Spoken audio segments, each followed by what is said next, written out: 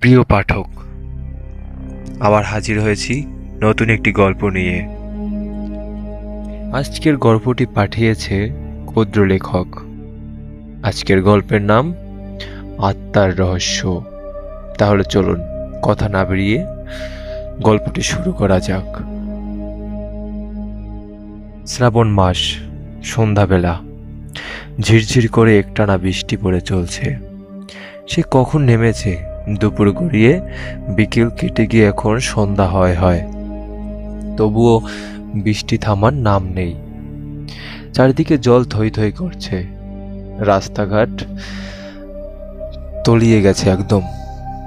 রাস্তাঘাটে বাসটাও নেই তেমন, লোকজনও তেমন চোখে পড়ছে না। যারা বেরিয়েছিলেন দুর্যোগ দেখে তাদের অনেকে ফিরে গেছে ইতিমধ্যে। তবু তারই ভেতর শহরতলির এদিকে যে এক আধজন বাস থেকে নামছে না তা নয়। নেহাতি প্রয়োজনে যাদের দেরি করে ফিরতে হচ্ছে সে তারাই এখন বাস থেকে নেমে ছাতা মাথায় ছপ করে দেহদিক দৌড়াচ্ছে। অমর্ত্যবাবুও দৌড়ালেন, না দৌড়ে উপায় কি, সঙ্গে ছাতা নেই। সকালের দিকে আকাশটা ভালো থাকায় ছাতা নেবার দরকার মনে করেননি তিনি। কিন্তু দুপুরের দিকেই আকাশ কালো করে বৃষ্টি নামলো। সে কি বৃষ্টি! প্রথমে ভেবেছিলেন কমে যাবে, আর কমলেই বেলা থাকতে থাকতে আজ একটু আগেই বেরিয়ে পড়বেন অফিস থেকে।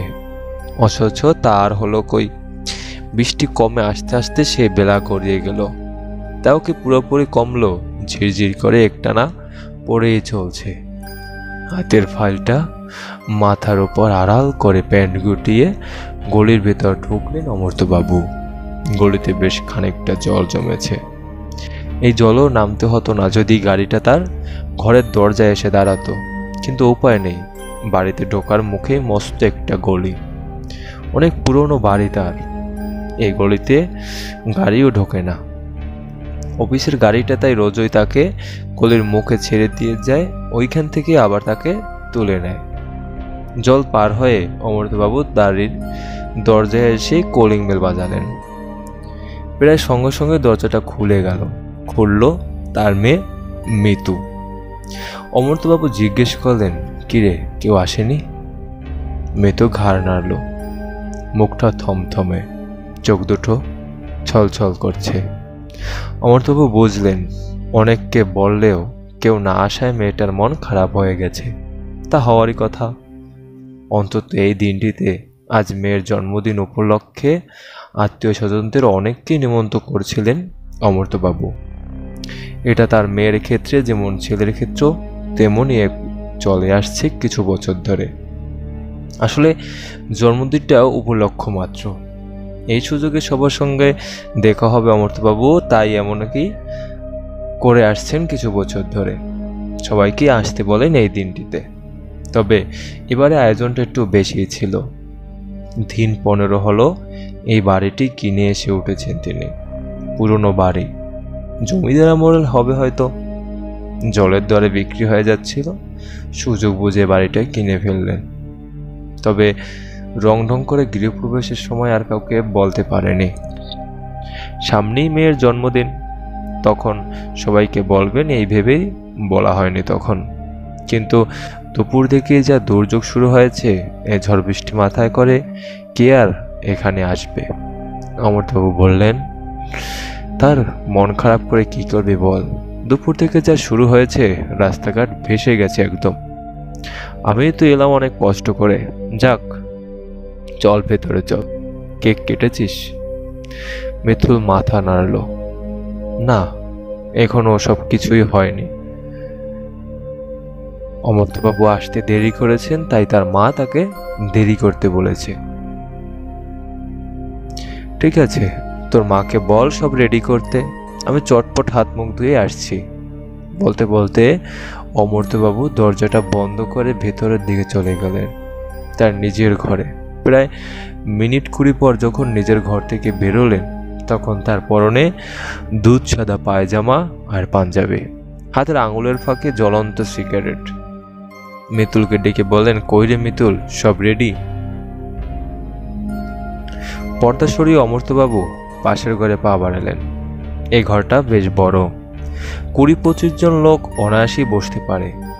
এখানেই ডাইনিং টেবিলের উপর একটি সুন্দর ট্রেতে করে বড় একটি কেক সাজানো আছে। কেকটার চারপাশে কতগুলো মোম জ্বলছে। অমর্ত্যবাবু গুনে গুনে দেখলেন ঠিক 13টি মোম সাজানো আছে। তার মেয়ে মিতুল এবার 13 বছরে পা দিল। এবার মিতুলকে এক ফুয়ে সবকটা মোম নেভাতে হবে। ছেলেটি কাছে ঘুরঘুর করছিল, সুযোগ পেয়ে বলল, কিরে দিদি, পারবি তো নেভাতে? না পারলে আমায় বলিস। মিতুল এগিয়ে এলো, মাথা নিচু করে খুব জোরে একটি ও দিল। সঙ্গে সঙ্গে মোমগুলো নিভে গেল। অমর্ত্যবাবু আর বিজয়া দেবী দুজনে হাততালি দিয়ে উঠলেন। ছেলেটাও আনন্দে চেঁচিয়ে উঠল। কিন্তু 1 মিনিটও গেল না। ছেলের উচ্ছ্বাসটা শেষ হতে না হতেই মোমগুলো আবারও তপ করে জ্বলে উঠল। অমর্ত্যবাবু বললেন, দাদা, ঠিক মতো নেবেনি বোধ হয়, নে আরেকবার ফুদে তো। মিতুল আবার ফু দিল। সঙ্গে সঙ্গে সবকটা মোমই এক ফুতে নিভে গেল। কিন্তু একটু পরেই আবার একই দৃশ্য, দপ করে সেগুলো জ্বলে উঠল। দাঁড়া তো। অমর্ত্যবাবু এবার নিজে এগিয়ে এলেন। খানিকক্ষণ মোমগুলোর তাকিয়ে রইলেন। নিজে পেশায় ইঞ্জিনিয়ার, কর্মক্ষেত্রে কত বড় বড় মেশিনের কলকব্জা নাড়াচাড়া করতে হয়, অথচ সামান্য কটা মোম কেন এমন করছে ঠিক বুঝতে পারলেন না। তাই বললেন, দাঁড়া, এবার আমি নিজেই দেখছি বলে খুব জোরে একটি ফু দিলেন তিনি। মোমগুলো নিভে গেল, কিন্তু সঙ্গে সঙ্গেই ফের জ্বলে উঠল। মাথাটা তুলে অমর্ত্যবাবু স্ত্রীর দিকে তাকালেন। কি ব্যাপার বলো তো? ঠিক বুঝতে পারছি না, এরকম কেন হচ্ছে। অমর্ত্যবাবু বললেন, তুমি একবার চেষ্টা করে দেখো তো। কিন্তু বিজয়া দেবী ততক্ষণে পিছিয়ে গেছেন। কেমন একটা ভয় ঢুকে গেছে তার মধ্যে। ছেলে মেয়েদের কাছে টেনে এনে বললেন, না বাবা, আমার কেমন খারাপ লাগছে, তার চেয়ে তুমি জল ছিটিয়ে ওগুলোকে নিভিয়ে দাও। অমর্ত্যবাবু বললেন, জল ছিটাকে কেকটা নষ্ট হয়ে যাবে তো। আচ্ছা, আর একবার চেষ্টা করে দেখি। অমর্ত্যবাবু আবার ফু দিলেন। এরপর কয়েকবার, কিন্তু আশ্চর্য, একবারও মোমগুলো নিভে আবার ঠিকই জ্বলে উঠছে। এরকম চললো কয়েকবার। শেষে বিরক্ত হয়ে একটা জল ভর্তি সসপ্যানে চাপা দিতেই সবকটি মোম নিবে। সে রাতে আর কিছুই হলো না। কিন্তু ঘটনাটা ঘটল পরের দিন রাত্রে। রাত তখন 2টো কি 2:30 বাজে। নিজের ঘরেই বই পড়তে পড়তে ঘুমিয়ে পড়েছিলেন অমর্ত্যবাবু। হঠাৎ একটা ভয়ার্ত চিৎকার। চমকে জেগে উঠলেন তিনি। চটপট করে উঠে বিছানায় বসতে কানে এলো ঝনঝন শব্দ, যেন একসঙ্গে অনেকগুলো জিনিস এলোমেলোভাবে কেউ ছুঁড়ে মারছে। আর তারপরই আবার সে চিৎকারটা ঠিক তার ডান দিক থেকে ভেসে আসছে। অমর্ত্যবাবু চকিতে উঠে ঘরের আলোটা জ্বালালেন। তারপর পর্দা সরিয়ে ডান দিকের ঘরে যেতেই চমকে উঠলেন তিনি। অন্ধকার থেকে একটা গোঙানির শব্দ কানে আসছে। গোঙানিটা অনেকটা কান্নার মতো। কে কাঁদছে এই রাতে? অমর্ত্যবাবু স্ত্রীর নাম ধরে ডেকে উঠলেন। তারপরে সুইচ টিপে এই ঘরের আলোটা জ্বালিয়ে দিলেন। আলো জ্বালাতেই চোখ পড়ল ঘরের সমস্ত জিনিস লণ্ডভণ্ড, ভেঙে চুরে চারদিক ছড়িয়ে আছে। আর তারই একদিকে শুয়ে আছে বিজয়, অন্য পাশে কাঁথায় পড়ে আছে মিতুল। ছেলেটা অবশ্য অঘরে ঘুমাচ্ছে। অমর্ত্যবাবু এগিয়ে গেলেন স্ত্রীর দিকে। গোঙানিটাও বেরোচ্ছে তার মুখ থেকেই। স্ত্রীকে উদ্দেশ্য করে অমর্ত্যবাবু বললেন, বিজয়া, বিজয়া? কিন্তু বিজয়ার দিক থেকে কোনো উত্তর নেই। অমর্ত্যবাবু এবার স্ত্রীকে ধাক্কা দিতে লাগলেন। কি হয়েছে? কি কি বিজয়া, কি হয়েছে? বিজয়া দেবীর এবারও যেন জ্ঞান ফিরল না। কিছুক্ষণ পর ধর্মর করে বসলেন উঠে বিজয়া দেবী। তারপর অমর্ত্যবাবুর দিকে ভয়ার্ত চোখে তাকিয়ে বলে উঠলেন, মিতুল, মিতুলকে যেন ওকে গলা টিপে ধরেছিল এইমাত্র কে যেন, কে মারছিল? এসব জিনিসপত্র ভাঙলই বাকি। বলতে বলতে অমর্ত্যবাবু এবার মিতুলের দিকে এগিয়ে গেলেন। মিতুলের দাঁত কপাটি লেগে গেছে। অমর্ত্যবাবু বললেন, শিগগির একটু জলানো বিজয়া, মিতুল অজ্ঞান হয়ে গেছে।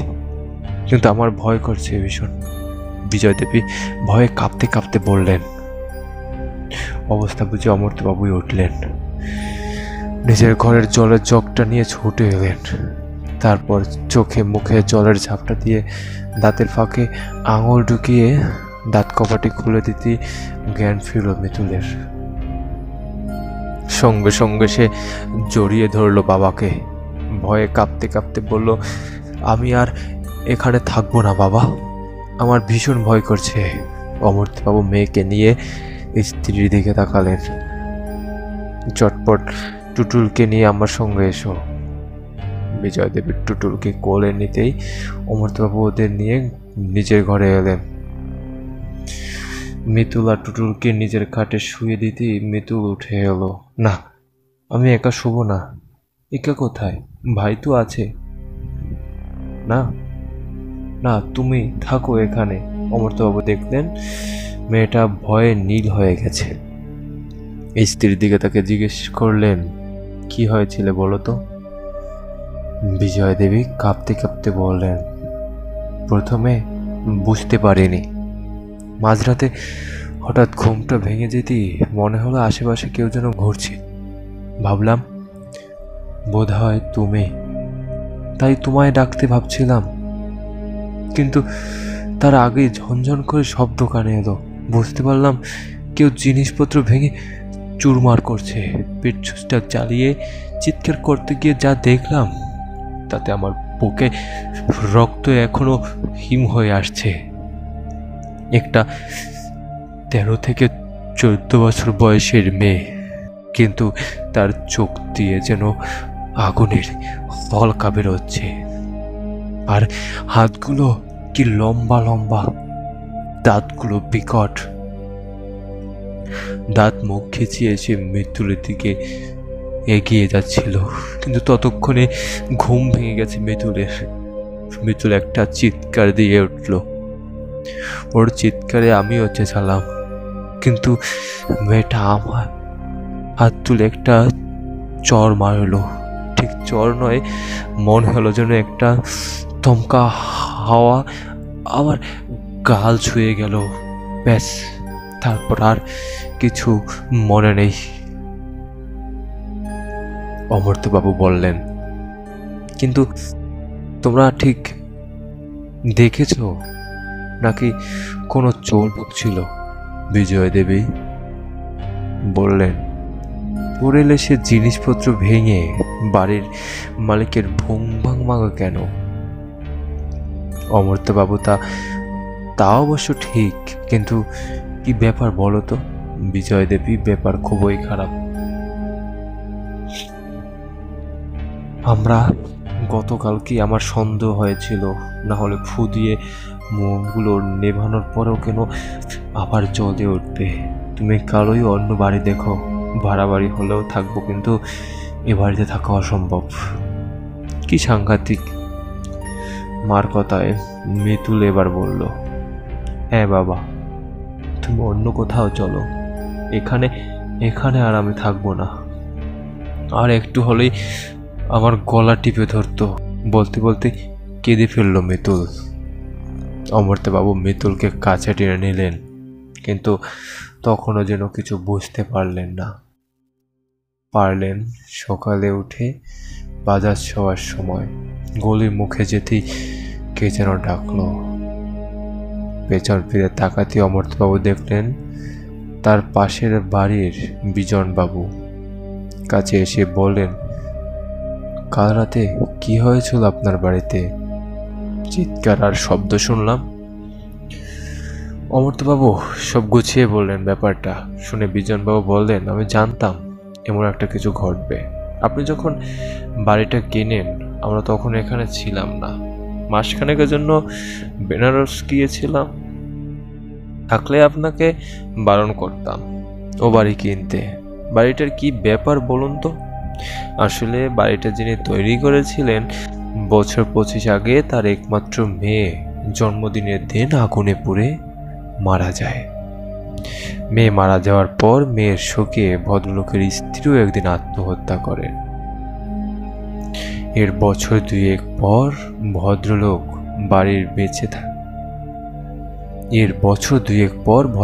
বাড়িটা বেচে দেন। কিন্তু যে কেনে সেই আর থাকতে পারে না ভয়ে। শোনা যায় মা ও মেয়ে মৃত্যুর পর এখনো পালা করে বাড়িটাকে যক্ষের মতো পাহারা দিয়ে রাখছে। অমর্ত্যবাবু চমকে উঠলেন, বললেন, আমি তাহলে যার কাছ থেকে কিনেছি সেও একই সময় পরে ছিল? হ্যাঁ, বিজনবাবু বললেন, তবে কেনার আগে আমি তাকে সাবধান করে দিয়েছিলাম, কিন্তু তিনি শুনেননি আমার কথা। পরে বিশ্বাস করেছিলেন। অমর্ত্যবাবু চুপ করে রইলেন। মনে মনে ঠিক করলেন আজ ছুটির দিন, আজই একবার ভাড়ার বাড়ির খোঁজ করবেন তিনি। তারপর সুযোগ বুঝে বাড়িটা তিনি বেচে দেবেন কাউকে। এখানেই এখন সমাপ্ত করছি গল্পটি। পরবর্তী পর্ব যদি দেখতে চান তাহলে অবশ্যই কমেন্ট করে জানাবেন। সেই পর্যন্ত যেখানে থাকুন সুস্থ থাকুন, ভালো থাকুন। গল্প ভালো লাগলে এমন গল্প শুনতে চাইলে আমার চ্যানেলটি অবশ্যই সাবস্ক্রাইব করে ভিডিওটিতে একটি লাইক করে দেবেন। ধন্যবাদ। ভুল ত্রুটি ক্ষমার দৃষ্টিতে দেখবেন।